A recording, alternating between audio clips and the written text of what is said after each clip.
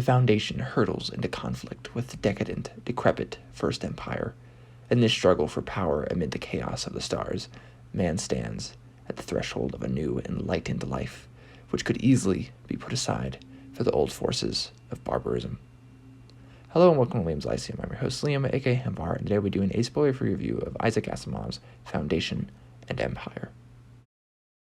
Foundation and Empire is a follow-up to Foundation. It's from 1952, and I read it 2 years after I read the first novel, so it's been a minute, but I did review Foundation for those curious and for those who have not been on the channel the entire time I've had it.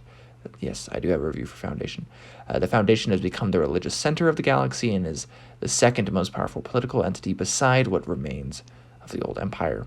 Harry Seldon used math of psychohistory to predict the fall of the Empire and made 2 foundations to make this fall less destructive, to make it last 1,000 years rather than 30,000 years.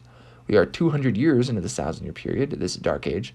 Science's decline, many with great tech being considered magicians. Cleon II rules in the Empire.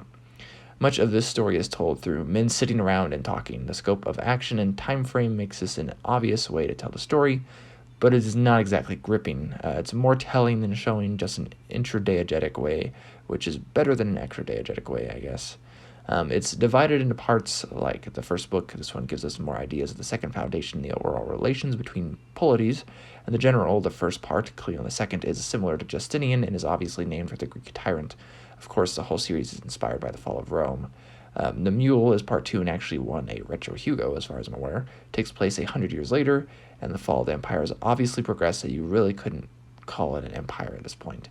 This one gets into mutations, and so gets fantastic beyond the idea of psychohistory, which in itself is doubted more than ever before.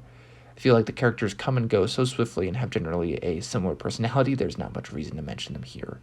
Overall, I did enjoy the book, but it's not blowing me away by any means. I appreciate the details added in the TV show, and as of this recording, I'm in the middle of season 2. There is a polity that is an autarky, which I also thought was cool.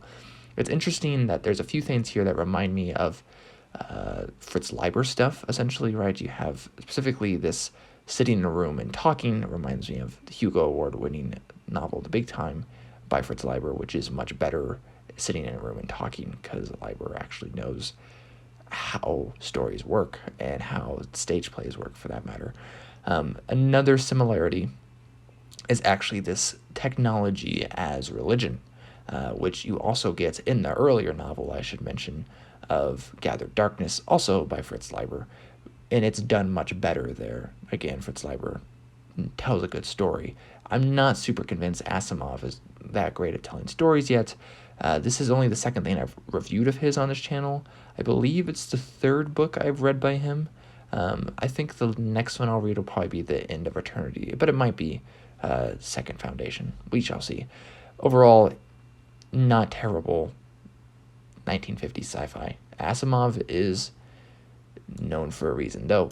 I'll just take this moment. I know this seems kind of out there, but Fritz Leiber did get inducted in the Science Fiction Hall of he did get a Grandmaster Award of Science Fiction, I should say, before Isaac Asimov, and I feel like that's not for a good reason. He's just better and less popular than Asimov, and he should be more popular. Anyways, I'll catch you next time.